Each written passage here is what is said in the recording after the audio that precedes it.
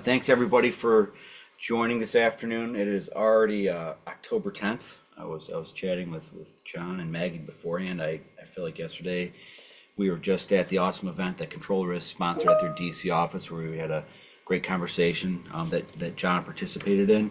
And Control Risk has been amazing, hosting this is their third one that they've hosted for DCA, so it's about some really awesome topics in this space. And so it's kind of exciting. We got an East Coaster and a West Coaster. John's out of the DC office where he's a principal, and Maggie's out of LA where she's a principal as well. They both have pretty deep backgrounds in this area.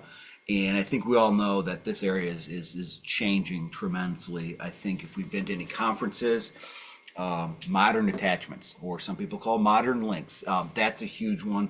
Social media, there's a lot of data that is ballooning, and I don't think it's getting smaller. So the topic today is enhancing support for litigation comprehensively through data analytics and e-discovery. So they're going to get into it. They do an awesome job in this space, and so we're in for a real treat this afternoon. John, I'm going to turn it over to you to fill in the blanks of your awesome background. Great, thank you.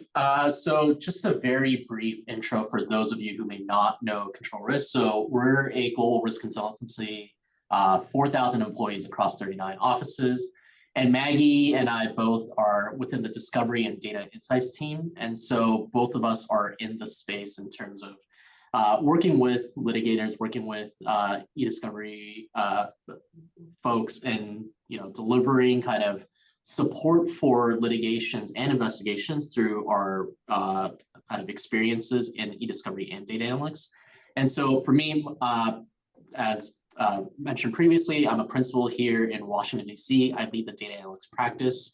I've been in this space for about 15 years, working very closely with folks like Maggie in providing e-discovery support through analytics and structured data analytics.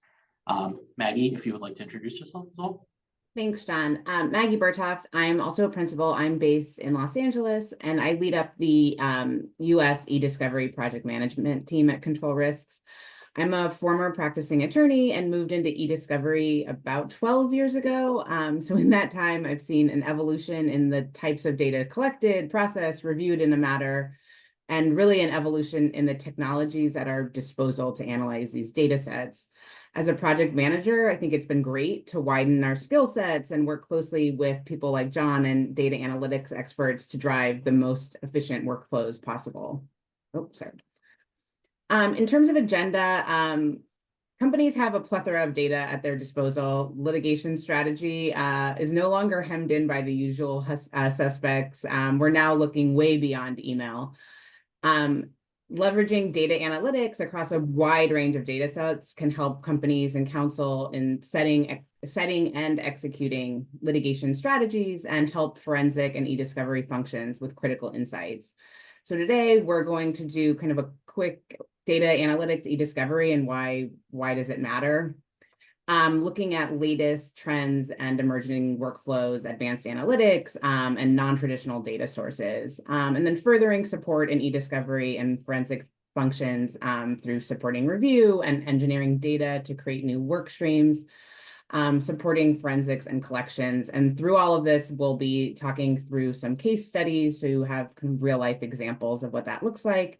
And then, of course, time for questions at the end. Great, thanks, Maggie. And so as Maggie touched upon before, this space has really evolved over the last 10, 15 years to the point now where you can't just rely on essentially just parallel work streams that don't really intersect with one another. Litigators demand more, and in turn, government demands more in terms of what they're looking for as data analytics within the context of litigations as well too. And so, as I mentioned before, traditionally you have data analytics working on financial data sets in conjunction with e-discovery, and those things intersect at certain points when there's some crossover. But what we've seen over the last 5 years especially is that really this can't continue because what's going on in the marketplace with regards to kind of some of the platforms that are available, the toolkits that are available, and also with regards to regulatory action and regulatory bodies requesting more from a litigation investigation standpoint, you can't just solely rely on independent or parallel work streams that intersect once in a while. You really have to cross the two over and work together collaboratively. And so one of the main points that we've seen over the last, especially the last 5-10 years with the emergence of kind of Silicon Valley and the proliferation of SaaS products and cloud-based systems and things like that, is that modern tech stack has become incredibly complex with increasing balkanization of platforms. So essentially in each kind of workflow that you can think of, there's essentially exponentially more data that's being created every day, every hour, every second, even in terms of what you have in your corporate systems. You also have in kind of parallel to that as well within the tech space, an increase in the proliferation of analytics toolkits. So, you're not just relying on things like Python to be able to script. You have all these things embedded within Azure, within AWS, that allow you to kind of approach analytics in a much more user-friendly way as well too. And that's become much more spread throughout our industry as well. But this also means like increasingly the number of additional data sources, the data toolkits that you use means that you need to be extra careful of the whole garbage in, garbage out problem. And so you need data analytics as a co-partner in this kind of journey to be able to apply structured data analytics in a correct manner to be able to support your litigation functions. And then lastly, I mean, you've all seen kind of the DOJ memo. I think there was another one issued 2 weeks ago where there's an increasing expectation of corporates when it comes to data analytics tools and compliance programs. And in turn, this also means for regulatory action, litigation, any sort of thing that reaches kind of the courts, there's an increased expectation of data, of analytics into your workflows, into how you're presenting things to the government or how you're responding to them, or how are you engaging in the litigation as well too. So one thing before we get into the meat of the content here, I just wanted to kind of remind everyone on this webinar that really just that analytics is analytics regardless of where you apply it. So what I mean by this is that it's regardless of unstructured data or structured data, you're essentially applying the same techniques on essentially different data sets. So, similar techniques are applied to unstructured data that can also be applied to structured data and vice versa as well. So if you take a look at, let's say, clustering as an example, you may all be familiar with concept clustering and relativity. The back end of that is essentially just unsupervised machine learning techniques that's well in use in structured data analytics. And so what you have on the right is essentially a similar concept being applied to a different data set. So for concept clustering, while you might take a look at documents and take a look at similarity factors within documents, for a vendor sales clustering analysis, you might take a look at different sale points or different payments within a given ERP systems and use variables and data points to be able to figure out which payments and sales look similar and cluster those by like categories together. And so on the sum of it, you're essentially applying just machine learning techniques to both. It just so happens that for relativity, all these things are much more manicured and within a toolkit environment within relativity that allows you to apply it directly. Whereas for structured databases and structured data sets, oftentimes you're applying these unsupervised machine learning techniques on an ad hoc basis. You're scripting it out yourself within Python and then essentially overlaying that against the data set that you're working with from a structured data perspective. So going into the non-traditional data sources and litigation strategy, what we've seen recently is just a huge exponential increase in the amount of data sources that are available. And this is really in part due to some of the, obviously proliferation of SaaS and cloud-based solutions, but really the balkanization of tech stacks, leading to increasingly fractured systems that really, each system manages a specific workflow in a given function.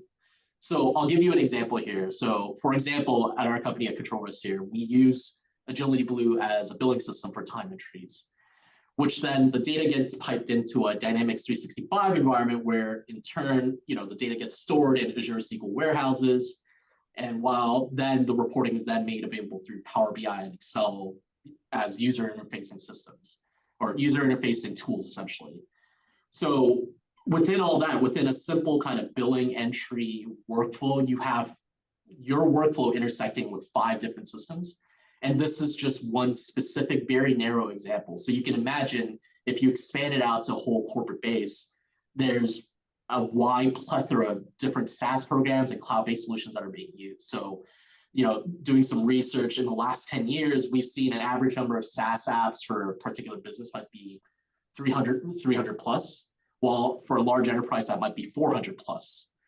Correspondingly, this also means the amount of data has also exponentially increased. So on a survey recently in 2023, there was a report that over 40% of companies in the S&P 500 manage at least 500 petabytes worth of data, which is absolutely insane.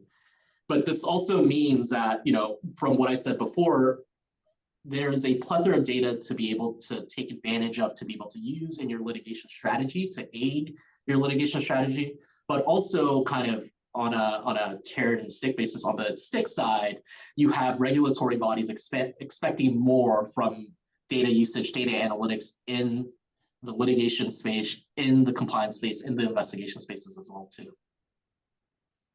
So one example that we thought we would highlight in terms of how these different data sets intersect and how you can combine several disparate data sets into a cohesive litigation strategy is for this particular FCP investigation. There was allegations with regards to government kickbacks to win contract with state-owned entities. So working directly with counsel, we had set apart a kind of litigation strategy that involved taking a look at data first, structured data sets first. So that involves scraping data sets from Outlook calendar, scheduling systems, expense data sets, and taking all these things together to formulate a plan of taking a look at, okay, the allegations are related to meetings and specific meetings that these employees have had with government officials.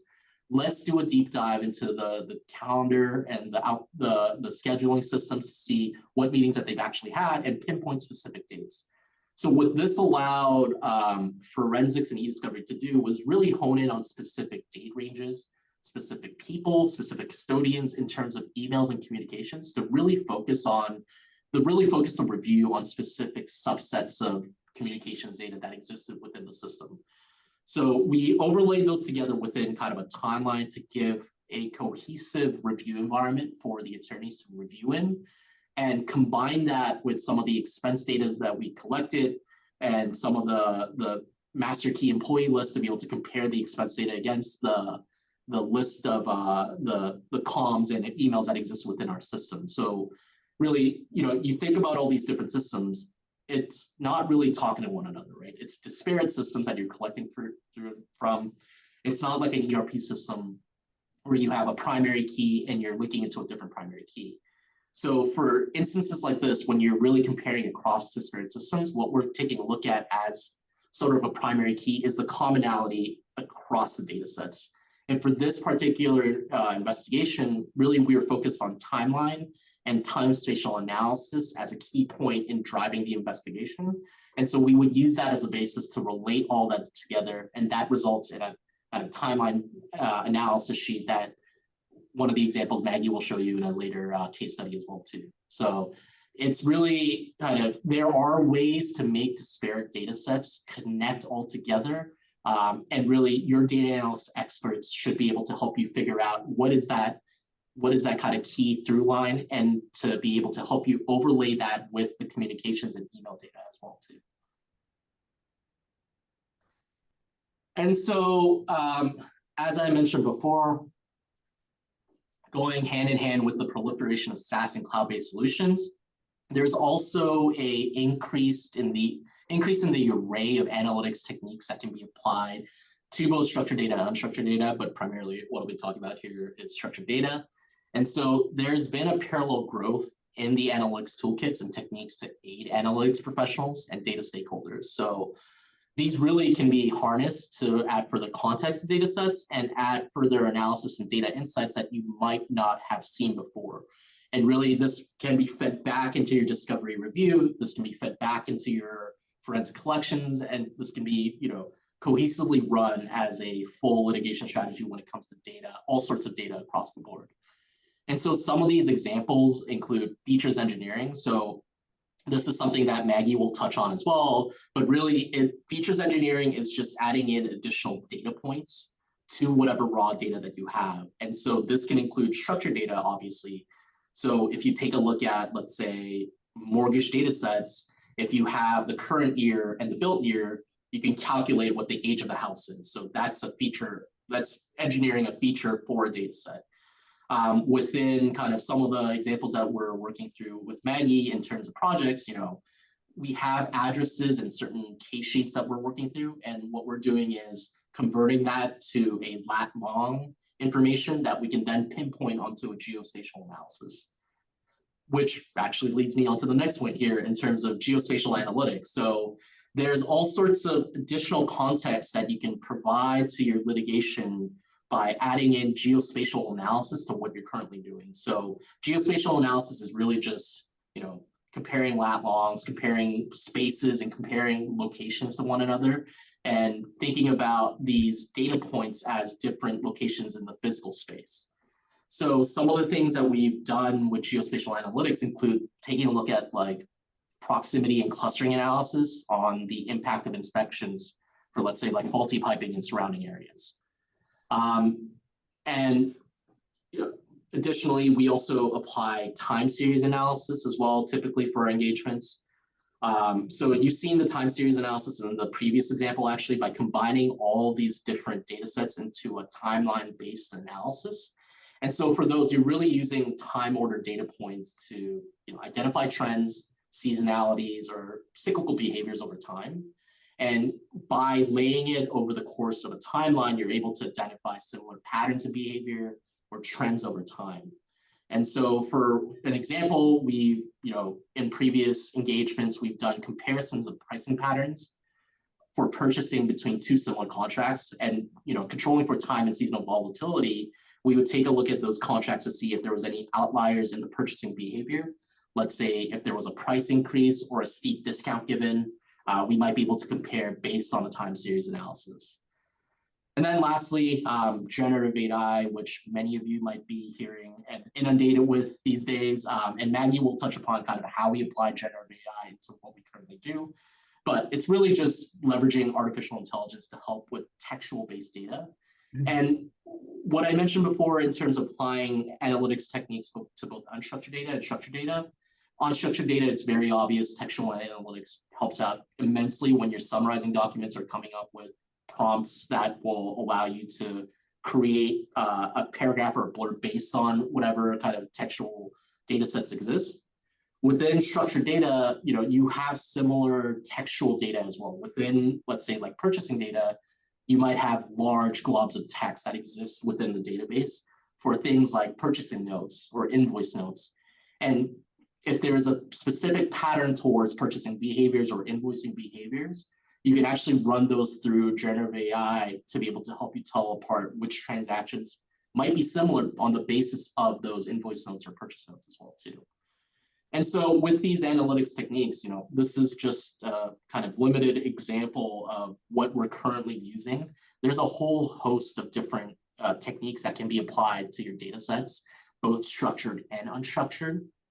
And so it's really about working with your data analytics experts and professionals to be able to collaboratively develop analytics and that feed into your litigation strategy, essentially. And so lastly, we just wanted to, for the analytics techniques section, we just wanted to leave you with this case study where we leverage geospatial techniques to immense benefit when it came to our investigation. So for this particular investigation, there was an allegation with regards to fraud in the battery recycling program. And so what was alleged was that truck drivers were diverting from their routing paths when it comes to collecting batteries and siphoning some of the batteries off into landfills that they were associated with. And those landfills then taking those batteries and recycling it for their own benefits and for their own kind of rewards when it comes to the scrap metals and some of the precious metals that were inside the batteries. And so for this, what we did was kind of take a look at all the data sets that we had at disposal and really kind of approach this in a three-pronged strategy. And so taking a look at data to help narrow down the scope was one of the first things that we did. But we also combined that with taking a look at comms and emails, and also boots on the ground investigations and open source imagery analysis and other intelligence gathering kind of techniques. So the data sources that we collected were essentially inventory records within the inventory system, and then also taking a look at GPS locations essentially. So the trucks that they operated were equipped with GPS tools essentially within the truck that pinged the truck's location every 2 minutes, a minute or 2 minutes or so. So very quick intervals so that you'd be able to tell where the trucks were. And so by overlaying the GPS information, we were able to tell where these trucks were at any given time within the time frame that we were investigating. And what we noticed from the pattern of the geospatial analysis was that they were paying off of one location that was particularly far from the routing that they were typically given. And so based on this, we were able to identify the subset of the fleet of trucks that were pinging from that location that allowed us to narrow down on the drivers that we wanted to investigate in terms of their comms and emails and what they look like. And then some of the inventory data sets that showed how much weight that they were putting onto the truck and how much weight that was returned, or what the weight of the truck that was returned was essentially. And so this allowed us to deep dive into the comms, which then allowed us to pick out specific individuals to follow when it came to intelligence gathering. And so what our boots on the ground people did in this LATAM country was go sit out in front of the landfill and essentially take photos to see who was involved, who looked like they were managing or owning the landfill, and collect all that information to, first off, pursue the truck drivers themselves for product diversion or for product diversion in its battery recycling program, but also to turn over material to the authorities and pursuing action against the landfills as well too. Thanks, John. As John said, traditionally data analytics has happened really in parallel to e-discovery workflows, but we're seeing these workflows intersect more and more, which is helping to drive efficiencies into our more traditional e-discovery workflows. We're seeing this happen in a number of ways, but we really wanted to focus on 4 areas today. The first being parsing information across unstructured data sets to allow for ease of review and analysis, which John touched on, and we'll get into a little bit more. Also, from there, visualizing data points across unstructured data sets. Also, the ability to organize data to quickly get information to key stakeholders, and using generative AI, interrogating data sets to efficiently pull out relevant information. Parsing out, I think we've all been on matters where we needed to parse out relevant data for search and review efficiency. Data sets may include forms, and the values of specific fields need to be analyzed. We've seen this happen with loan application, medical forms, plaintiff fact sheets, a plethora of other ways. The ability to extract out the information per field and put those values into its own field in a review database allows for much more accurate filtering and searching, cutting down on false hits immensely. We can then go a step further using data analytics visualization tools like Power BI and Tableau to see that data visualized outside of the review platform. For example, we can see where individuals live in relation to a power plant, for example, how their symptoms align.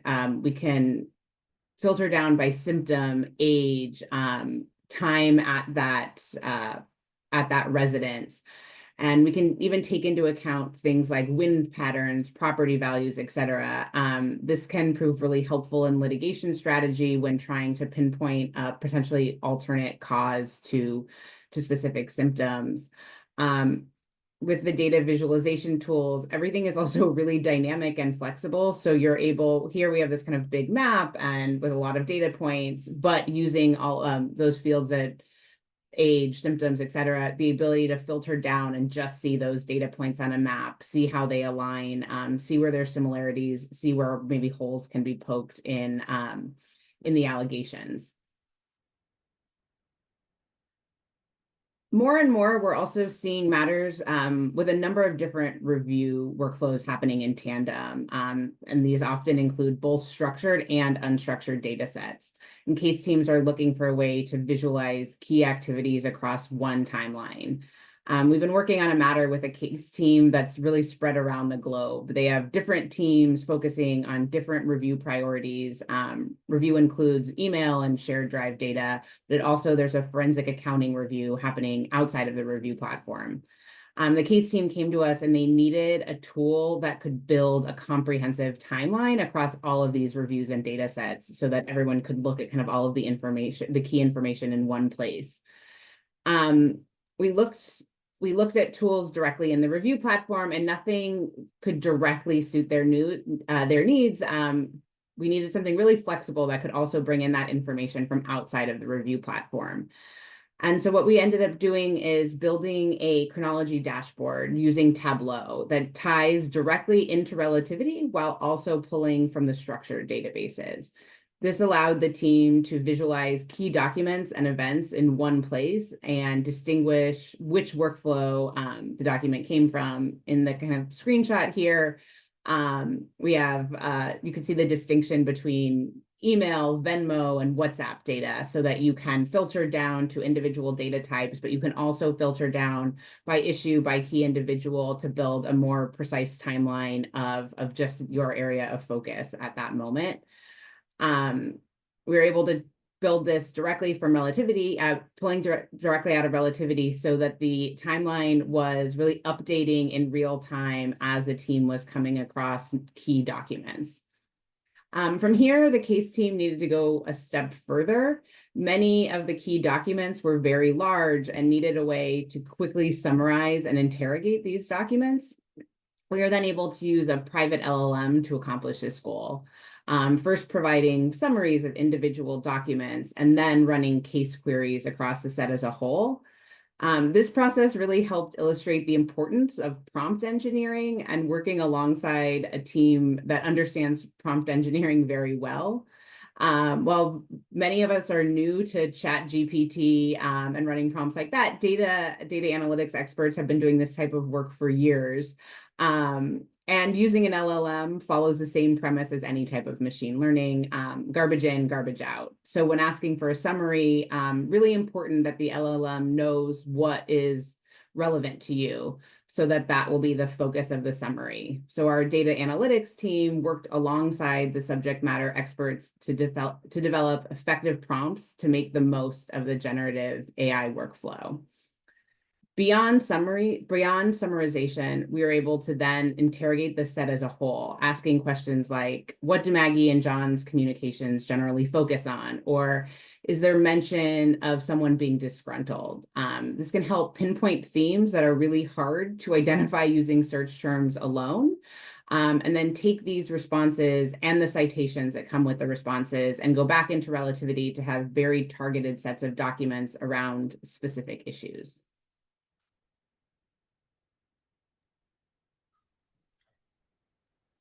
So one final case study here that tying it all together as well too in terms of the work that we've done with the forensics team and the discovery team with Maggie as well too.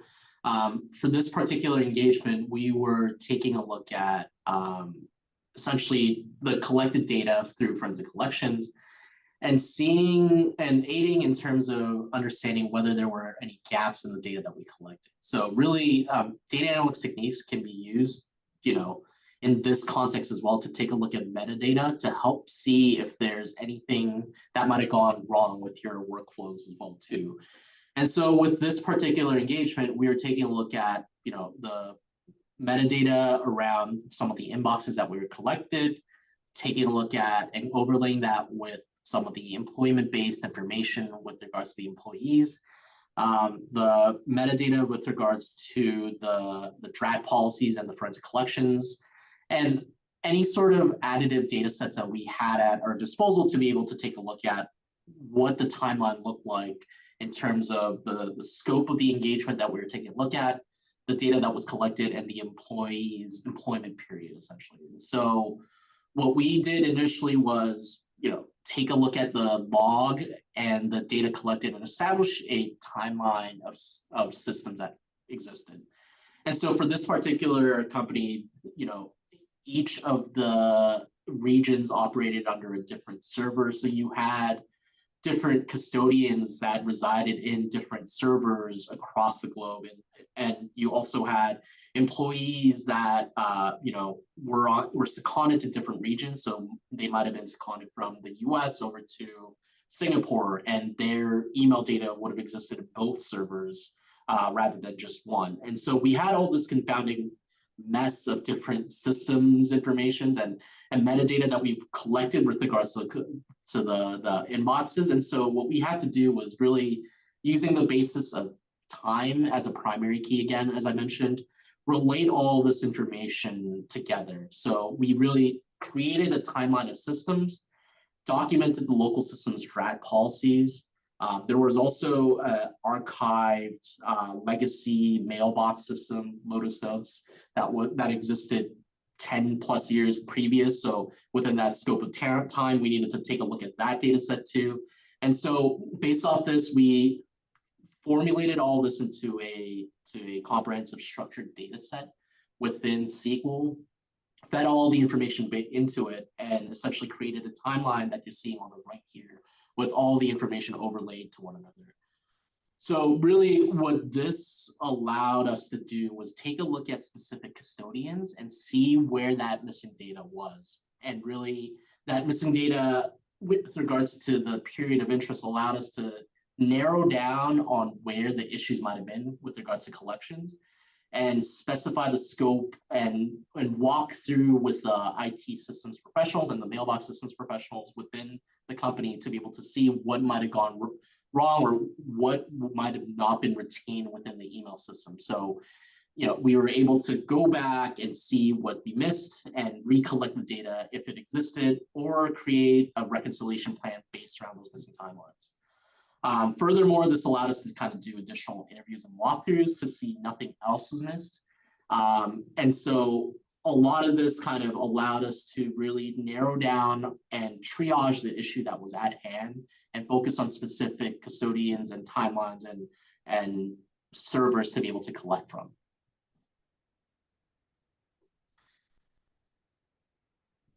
And so that pretty much sums up our presentation. And before we kind of kick it off to questions and any sort of things that you might have wanted to ask us, we just wanted to summarize this with kind of a comprehensive kind of thing within 2 sentences. And really, I think the big takeaway here is that over the last 5 years, 10 years specifically, the amount of proliferation of SaaS products and cloud-based systems and the data that companies have, I think it's even more exponential than when people were talking about big data approximately 10, 15 years ago. There's a plethora of different systems that really don't talk to one another. And what you're seeing really is, all these SaaS providers and open source, cloud-based systems providers kind of setting up a system within a company and leaving it and not providing as much support when it comes to these systems being able to talk to one another. And so because of this, companies oftentimes, when they come to us, they remark just how frustrating it is to take a look at data systems, and they don't know how things operate, and really they don't know how to use data. And so what we as professionals in the space need to do going forward really is to help them understand, like, this data is still collectible, this data is still usable.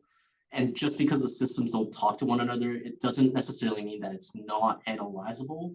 And coming up with that comprehensive litigation strategy around data to be able to drive, the specific scope of systems to collect, or the data sets to collect, the date ranges to collect, and things like that. And taking control of kind of being the data and systems experts when it comes to litigation, allows our clients to feel much more relief when it comes to these things. The amount of dollars that they save, the amount of hours that they save, that the clients save when it comes to approaching it from a data-driven angle. You know, we've had similar sorts of feedback from our clients over the last couple of years when we've really started to dial into incorporating, you know, data analytics as a huge part of litigation and e-discovery strategy. And even where you have kind of more standard review workflows that were maybe you're lucky enough not to have to collect from all of these different SaaS platforms, I think leveraging data analytics helps kind of realize the art of the possible, getting requests from clients to visualize data in a way that kind of brings everything together in an easier to understand way. Even if that's not something you can do directly within the review platform, there's probably fields to be parsed.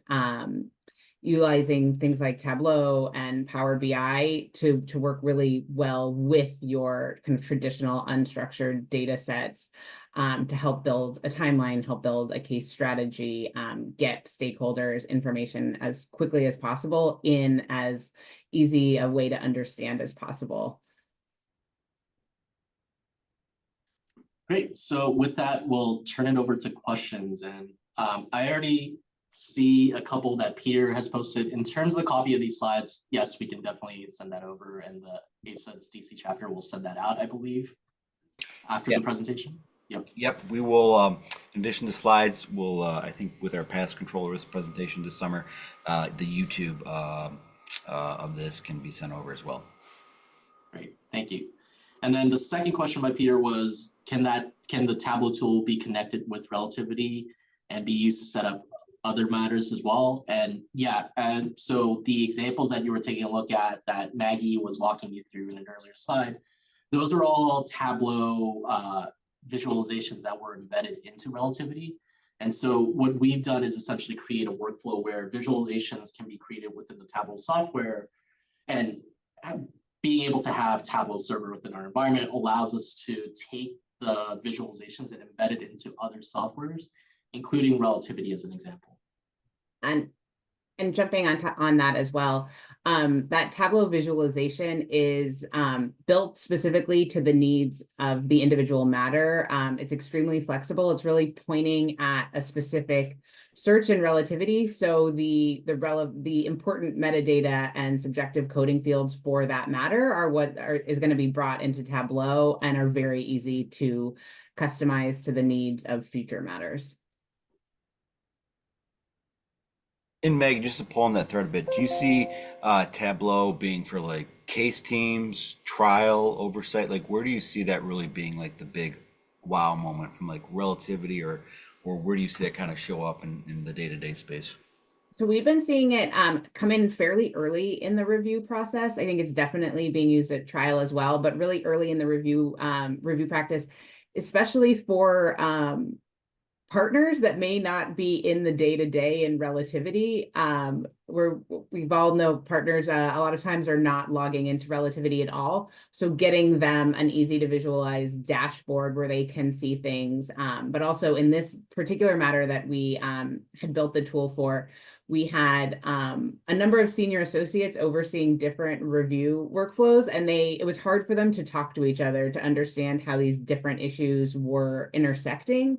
And so getting them this dashboard really early on in the process so that they could see other key documents and potentially change their review strategy to make it as efficient as possible, so that you didn't have the same groups looking at at the same document, focusing on different issues, just building efficiencies from as early on in the process as possible.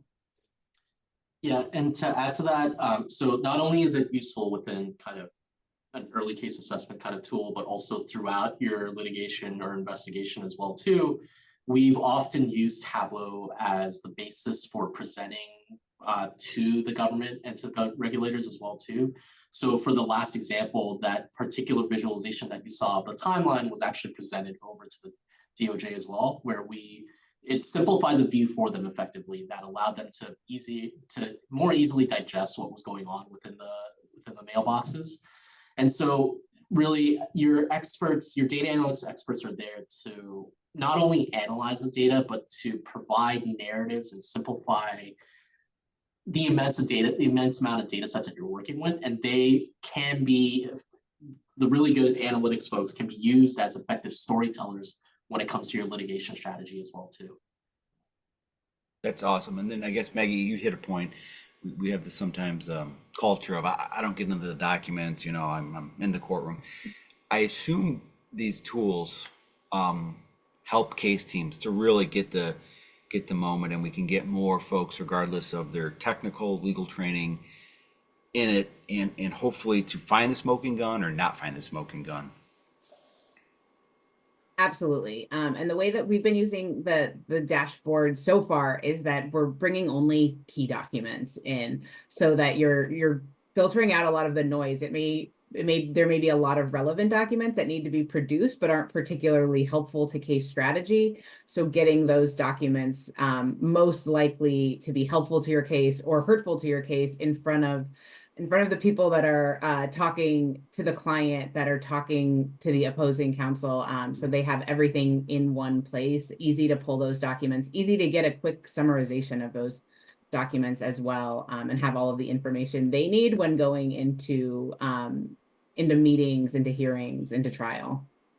And then John, for you, you know, all of us have been in this generative AI explosion. AI has been around for 70 years. Have you seen what Maggie just said is, even though data's gone up, cell phone, social media, email, you name it, Teams, Slack, have you seen the key documents stay the same, or has that gone up too? Because I think sometimes it's hard for corporate CEOs to say, you know, we got 1 million documents reviewed, but only 10 shaped the case. Like, how has that played out with data explosion?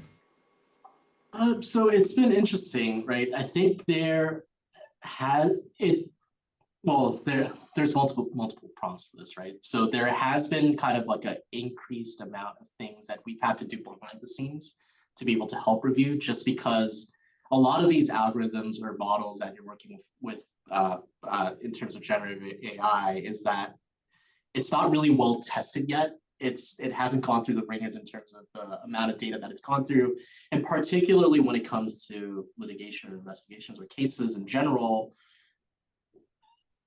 Each case is different. Each case has different sets of circumstances that you need to have as data points to train your models. So you can't really use the same model for each case over and over again, because it's not effectively trained on the particulars of that case, right? And so what we've seen is definitely more in terms of review that gets to us before it gets to the reviewers themselves, in terms of weeding out some of the false positives and things like that. In terms of the actual kind of key document content, I mean, Maggie, correct me if I'm wrong, I don't think it's been a huge drastic shift in it. It's the same kind of data points and data sets and specific examples of it, but not necessarily a proliferation on the amount of data in terms of the key documents.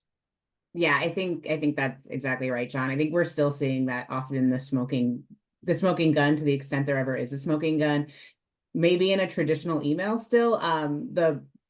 The bulk of review tends to still be email, but the ability to say, okay, I saw this strange thing in a Teams chat. Let's see what emails happened on that day. And then let's see what went through the expense system on that day, and the ability to tie these activities together, where maybe a few years ago you were likely to have one team reviewing all of the team's messages, somebody else looking at the emails, and somebody else looking at the expense reports, making it really hard to put that context together and really draw together a story that tells what happened. In your slide, you had the Foreign Corrupt Practice Act, and so as a former government attorney, I've been briefed on that, and I think individuals engaged allegedly in that or robbing a bank, we don't just text and have one, you know, and we don't use like, hey, I'm robbing the bank, John, make sure the car is out front. Like, there's code words, and then we could start on social media, we could be on email, we could call, and I think, you know, how do you get that? Because I think, like, let's say we had a jury, and they, because of all the wonderful shows we have, the fictional and the actual, I think, documentary ones, how do you get that? Is it just great teams, expertise? Like, how do we get that wow moment when the jury's like, yep, John robbed that bank? Allegedly. Allegedly. So I mean, I think it's what Maggie touched on just now. It's, you know, even if you keep things off email or comms, let's say, and people aren't putting in, I'm going to rob First National Bank tomorrow, right? There are other contextual data sets to be able to help point you to specific fact patterns that allow you to build your case. And so for that particular FCPA investigation, you're taking a look at expense reports and seeing who was on them. You're taking a look at calendar invites to see who was it with or what time it was or what day it was. You're linking that with your travel systems to see where they flew out to. You're looking at with email and communications data to see who they've been interacting with leading up to that meeting. So it's all these different components that once you have them all lined up together, it's pretty glaring, but it's essentially partitioned into different components of data that you have to really put together and work. And so that's what we're kind of emphasizing here, where Maggie and I, we work closely together to be able to keep each other updated in terms of what we're finding out in our respective data sets to be able to put a comprehensive case together. And I think it kind of goes to the point where there very rarely is a smoking gun in a document set. It often is, there's five data points that go together to build that smoking gun. It's rarely going to be that one email that says, I'm about to commit this crime. It's, I'm going to be here at this time looking at from a cell phone, the location tracking, as well as money that I deposited into my bank account that day. So those things together will form a smoking gun more than there being like that one really hot document in the data set that every doc reviewer has been on the hunt for. You know, the digital footprint, I think that is something, you know, I'd be happy to find an individual who doesn't have some type of digital or any indication they try to go off the grid. And so this is, I think, super essential to get teams around. We're going to wrap up here soon, but I want to give both of you kind of a lightning round, 2 minutes to kind of touch on today's topic and then kind of what you're looking forward to in the future of this area to help teams out. Great, I can jump in first. So I think working with John's team has been kind of eye-opening to me over the last couple of years. So often it's felt like we're totally held in by the limitations of review platforms and kind of really traditional review workflows. But looking at the art of the possible, okay, we have this data set that really is just a bunch of PDFs, but we can do more with it than OCR it and run search terms. What can we take out of it so that we can start to really filter down, identify patterns, identify anomalies. Looking forward, I'm really looking forward to continuing to work with John's team on more and more data sets. One of those examples that we had up about parsing information and drawing a visual to be able to kind of poke holes in allegations is something that I'm very much looking forward to, pulling in all of these disparate data sets, looking across medical records, fact sheets, property values, as well as emails, and building out that timeline of who knew what when, and how did these things affect each other. Thanks, Maggie. And so for me, I mean, in terms of this industry, it kind of mirrors my career trajectory in a way as well too. So my background is actually in accounting. I did my undergrad and master's in accounting. I did forensic accounting to start off my career. So my background's in ERP systems, accounting-based systems, right? And so a lot of investigations and litigations back then were strictly based on ERP data, accounting-based data, accounting software's financial systems, right? And so with Maggie coming on board and having this knowledge of how different data sets have played into a factor in terms of investigations and litigations, it allowed us to really think about like what other systems and platforms can we incorporate into this, and even incorporating some elements of data sciences in a way of features engineering, right? And so to be able to really flex our kind of creative chops, I guess you could say, in terms of applying different data sets to a particular problem that you're having, it's been really, you know, enjoyable and fun and exciting to work in the space now that we're able to take a look at different data sets and incorporate them into a cohesive strategy altogether. And so I think in terms of the next kind of thing to look forward to that we'll be working together on is really just incorporating more of that, but leveraging newer and more innovative technology. So AI as a huge example, there's applicability obviously in unstructured data, but I think there's equally an applicability in structured data, and to be able to marry those two data sets together and use AI to be able to help look for similar transactions or look for similar emails and work across the data sets within that kind of AI ecosystem as well too. So I'm looking forward to exploring more of that and see what the art of the possible is. Awesome. I mean, the way you guys have presented, I feel it's going to be like, maybe you're getting me too excited, but like NCIS, you can get this wrapped up in an hour. Like all the television shows make it look so easy, but this is the expertise. I can't suggest enough for individuals that you need to reach out early, as compared to after the fact. And I want to thank Control Risk for what they have been doing for ASETS DC with their experts.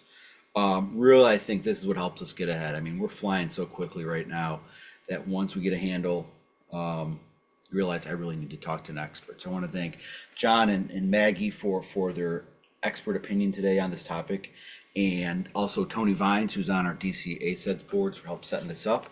Right now, DC ASEDS is looking for our fabulous e-discovery day. We're TBD about location and venue, but please keep tuned to that program, because we like getting together with our wonderful folks in this space on that great day. As mentioned, we will have I dropped in the chat the email address if you'd like a copy of the slides, and also momentarily, in maybe a day or so, we'll get the YouTube of this recording posted so you can view if you have any kind of questions or want to review something else. But thank you so much, Maggie and John, for chatting with us this afternoon, and thank you everybody for attending. I really appreciate it. Thanks Thank for you, having us. everyone. Thanks for having us.